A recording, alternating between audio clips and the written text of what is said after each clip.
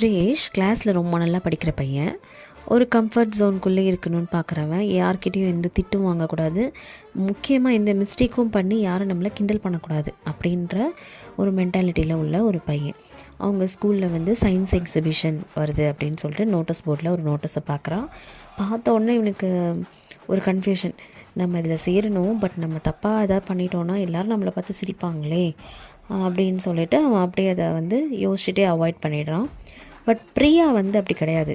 பிரியாவுக்கு புதுசாக எதாவது பண்ணணும், தப்பு பண்ணாலும் பரவாயில்ல, நம்ம ட்ரை பண்ணுவோம் அப்படின்ற ஒரு பொண்ணு. ஸோ அவள் ஒரு மாடல் பண்ணுறா. ஆப்வியஸ்லி ஃபஸ்ட் எடுத்தோன்னே அந்த மாடல் சக்ஸஸ் ஆகலை. ஸோ அது சரியாக ஒர்க் ஆகலை. ஸோ அகெயின் அண்ட் அகெயின் அது என்னென்ன சேஞ்சஸ் பண்ணணும்னு பார்த்து பண்ணிகிட்டே இருக்கா. பண்ணிடுறா. நல்லபடியாக எக்ஸிபிஷனில் சப்மிட் பண்ணுறா. பண்ண உடனே பார்த்தா பிரியாவுக்கு தான் ஃபஸ்ட்டு ப்ரைஸ் கிடைக்கிது. இதை பார்த்த உடனே சுரேஷ்க்கு ஒரு விஷயம் புரிஞ்சுது. தவறுகள் எப்பவும் தோல்வி அல்ல, நம்ம முயற்சிக்கான முதல் படியே அதுதான் அப்படின்றத அவன் புரிஞ்சுக்கிறான். நம்மள நிறைய பேர் சுரேஷ் மாதிரி தாங்க. நெக்ஸ்ட் ஸ்டெப் போகலாமா வேணாமா, யாராவது நம்மளை தப்பாக நினைப்பாங்கன்னு ஒரு கம்ஃபர்ட் ஜோனுக்குள்ளே இருக்கும். அந்த கம்ஃபர்ட் ஜோனை விட்டு தாண்டி வந்தால் தான் நம்மளாலையும் ஒரு சக்ஸஸை அச்சீவ் பண்ண முடியும்.